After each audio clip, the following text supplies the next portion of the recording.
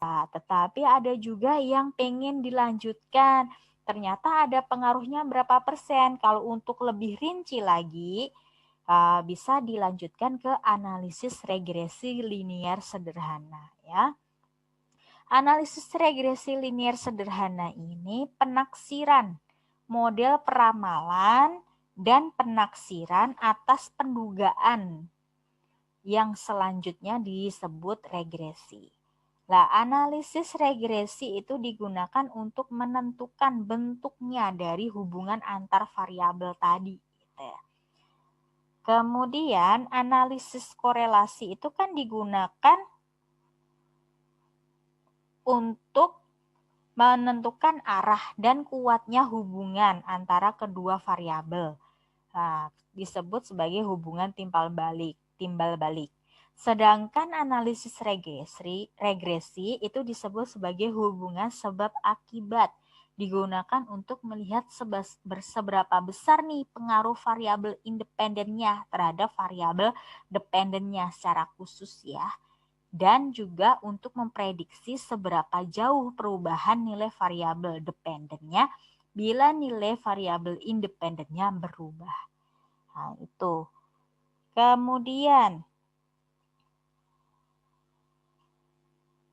jika hasil dari analisis korelasi itu yang kita bahas tadi memberikan kesimpulan bahwa terdapat korelasi antara kedua variabel, maka untuk menentukan seberapa besar nih pengaruhnya, berarti dilanjutkan dengan cara mencari nilai koefisien determinasi tadi yang sudah dijelaskan tadi. Dan dilanjutkan dengan analisis regresi bisa agar dapat membuat suatu keputusan apakah naik dan turunnya variabel dependen itu dapat dilakukan melalui peningkatan variabel independennya atau tidak. Contohnya, meningkatnya hasil belajar itu dapat dilakukan melalui naiknya motivasi belajar atau tidak. Itu ya. Regresi linear sederhana ini terdiri dari satu variabel X dan satu variabel Y. Kayak tadi korelasi bivariat gitu kan. Kalau regresi linear sederhana itu hanya ada dua variabel, hubungan dari variabel X dan variabel Y-nya. Jika variabel Y-nya 1 dan variabel X-nya lebih 1, itu dinamakan analisis regresi linear berganda. Sedangkan jika variabel Y-nya 1 dan variabel X-nya lebih dari 1, maka analisisnya itu pakai analisis multivariat. Nah, dalam hal ini yang saya bahas hanya yang regresi linear sederhana aja, yang regresi dua variabel ya, satu variabel X dan satu variabel Y. Kemudian, dalam analisis regresi itu ada beberapa uji asumsi yang harus dipenuhi. Yang pertama, data diambil secara acak, pasti. Kan sampel kan, kalau penelitian pasti sampel. Kemudian uji linearitas. Nah, ini bisa nanti kita gambarkan uji linearitas. Dan yang ketiga adalah uji normalitas. Ya. Uji normalitas pasti tadi sebelum korelasi udah diuji kan, diuji normalitasnya. Tuh. Nah ini, jika uji normalitasnya sudah dilakukan pada tahap analisis korelasi tadi ya, untuk menentukan apakah produk momen atau ring experiment tadi, maka setelah uji linearitas dapat dilanjutkan ke analisis regresi linear sederhana. Jadi langsung aja setelah linear, karena uji normalitasnya sudah dilakukan tadi sebelum sebelum uji korelasi. Nah, sedangkan uji linearitas dengan cara kita melakukan uji linearitas dengan cara membuat diagram pencar antara variabel X dan variabel Y. Setelah itu hasil dari diagram tersebut tersebut linear atau enggaknya. Kalau linear itu hampir menyerupai garis lurus ya gitu ya. Nah, sekarang kita lihat ke bawah.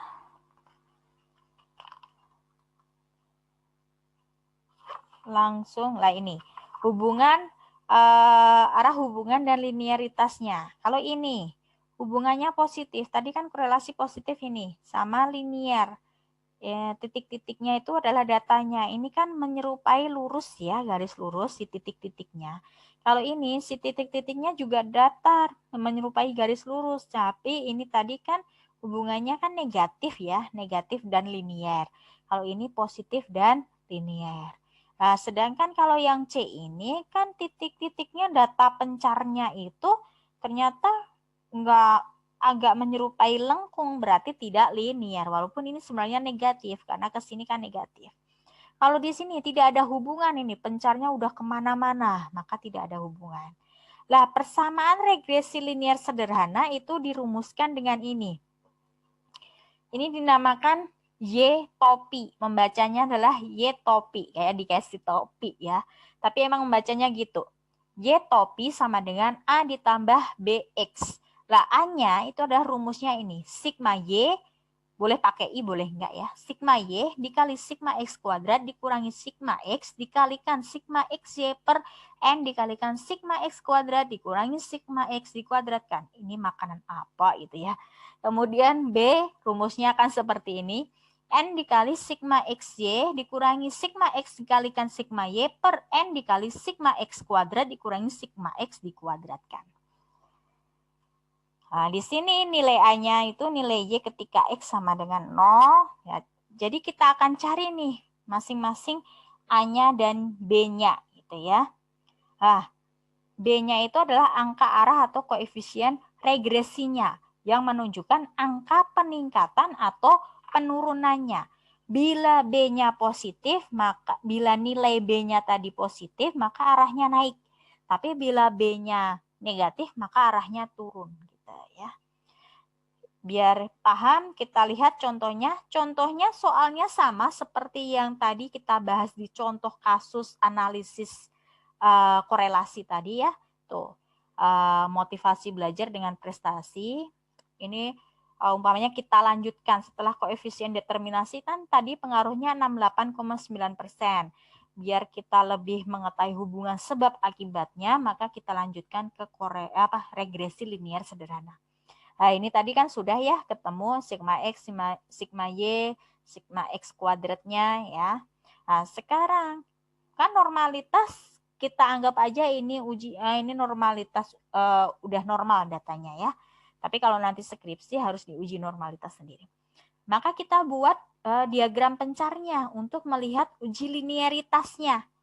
Nah, cara membuat diagram pencarnya yang mendatar ini horizontal itu adalah nilai variabel X. Sedangkan yang vertikal, yang tegak sumbu Y itu adalah nilai dari variabel Y. Sekarang kita gambarkan satu persatu nih. Ntar saya kecilkan dulu. Digambarkan satu persatu nih harusnya. N-nya 10. Y-nya 20 ya. Ini ya. N-nya 10. Ini orang pertama. X-nya 10, maaf, bukan N. N yang pertama atau orang yang pertama. X-nya 10, Y-nya 20. Berarti ini 10, Y-nya 20. Berarti titiknya ini. Ini adalah orang pertama. Siswa pertama. Siswa yang kedua. X-nya 30, X-nya 30, Y-nya 30. Berarti di sini. Anak ketiga.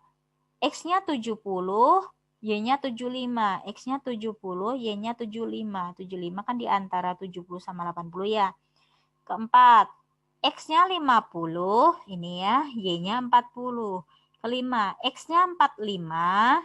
45 ini kan ya. Kelima, X-nya 45, Y-nya 75. Keenam, X-nya 65. 65 ini ya. Kemudian Y-nya 80. 65. Oh ini, 65 ini, Y-nya 80. Kemudian ketujuh, 60 ini ya, X-nya 60, Y-nya 55 ya. Terakhir, 40, X-nya 40, Y-nya 50. Nah, itu digambarkan satu persatu. Berarti di sini harus ada 8 titik. 1, 2, 3, 4, 5, 6, 7, 8. Lah, dari titik-titik ini kan menyerupai garis lurus kan nggak lengkung. Kalau lengkung kan gini ya, nih gitu ya. Nah, ini menyerupai garis lurus. Ini arahnya apa? Positif. Bener kan tadi korelasinya setelah kita hitung ternyata korelasinya positif. Ya, di sini berarti linier karena menyerupai garis lurus nih si diagram pencarnya. Saya besarkan lagi biar kelihatan.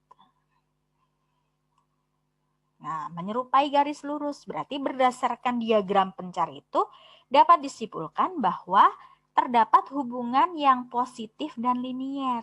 Maka bisa dilanjutkan dengan analisis regresi linier sederhana. Bu, jadi berarti kalau nggak linier berarti nggak bisa dilanjutin. Iya, nggak bisa dilanjutin. Namanya aja analisis regresi linier. Berarti syarat utamanya harus ada uji linearitasnya itu. Nah, sekarang kalau linier berarti lanjut kita untuk menentukan persamaan regresinya dengan cara menghitung nilai A dan menghitung nilai B. Rumusnya ini, tinggal kita masukkan sigma Y-nya tadi 425. Harus kita lihat nih di tabel ya. Nah, sigma Y 425 dikali sigma X kuadrat 19.000 ini kurangi sigma X ini, sigma XY ini per sigma X kuadratnya ini kurangi sigma X tapi dikuadratkan. Berarti sigma X-nya tadi 370 dikuadratkan. Setelah dihitung ternyata A-nya ketemu 9,73. Kemudian sekarang kita tentukan juga nilai B-nya dengan pakai rumus sesuai dengan rumus yang tadi. N-nya kan 8 siswa dikali sigma XY dikurangi sigma X kali sigma Y per N dikali sigma X kuadrat dikurangi sigma X tapi dikuadratkan. Setelah dihitung ternyata nilai B-nya adalah 0,94. Jadi persamaan regresinya tadi kan Y topi sama dengan A ditambah BX. A-nya 9,73 ya tadi ya. A-nya, ya ini, A-nya kan ini. 9,73 ditambah 0,94. Kalau nanti ini B-nya negatif berarti regresinya turun. Tapi ini positif ya, ini ya. Berarti regresinya naik. Positif 0,94. Berdasarkan kesimpulannya sekarang, berdasarkan persamaan ini, Y topi sama dengan 9,73 ditambah 0,94X, terlihat bahwa tandanya B ini positif nih. Tandanya B ini positif, nih positif. Berarti menunjukkan adanya kenaikan atau peningkatan dari prestasi sejalan dengan meningkatnya motivasi. Kalau negatif berarti penurunan ya, penurunan dari prestasi sejalan dengan itunya juga motivasinya. Jadi di sini karena positif berarti adanya peningkatan dari prestasi sejalan dengan meningkatnya motivasi. Nah, bila nilai motivasi belajar siswanya bertambah 1, maka nilai rata-rata prestasi siswa akan naik sebesar 0,94. Nah, jadi motivasinya itu bertambah 1, nilai rata-rata prestasi naiknya sebesar ini. Lihat nilai B-nya 0,94. Nah, itu adalah analisis regresi. Jadi nanti kalau Anda itu melakukan suatu penelitian yang korelasi, berarti uji korelasi dulu. Ternyata terdapat korelasi nih Bu, ada korelasinya. Berarti bisa dilanjutkan dengan pertama uji normalitas dulu ya, normalitas dulu. Kalau ternyata berdistribusi normal maka pakai produk momen yang tadi dijelaskan. Tapi kalau nanti tidak berdistribusi normal berarti pakai ada uji range Spearman atau tata jenjang. Nah, setelah produk momen itu kita anggap uji normalitasnya data berdistribusi normal. Setelah uji korelasi produk momen ternyata terdapat korelasi. Berarti bisa dilanjutkan dengan koefisien determinasi. Berapa besar nih persennya, pengaruhnya, korelasinya gitu. Tapi kalau setelah diuji korelasi ternyata kesimpulannya tidak terdapat korelasi. berarti ya udah sampai situ. Berarti kan tidak terdapat korelasi. Tapi kalau terdapat korelasi bisa diteruskan dengan koefisien determinasi. Ternyata ada pengaruhnya. Terus kalau mau melihat hubungan sebab akibatnya bisa dilanjutkan dengan analisis regresi linier sederhana. Untuk regresi linier sederhana harus ada uji asumsinya, yaitu uji linearitas. Jika linier, bisa langsung kita cari persamaan regresi linier sederhananya. Tapi kalau tidak linier, berarti tidak bisa kita lanjutkan ke analisis regresi linier sederhana. Gitu ya. Nah, di sini ada tabel R product moment tadi ya, Pearson tadi. Kemudian di sini ada soal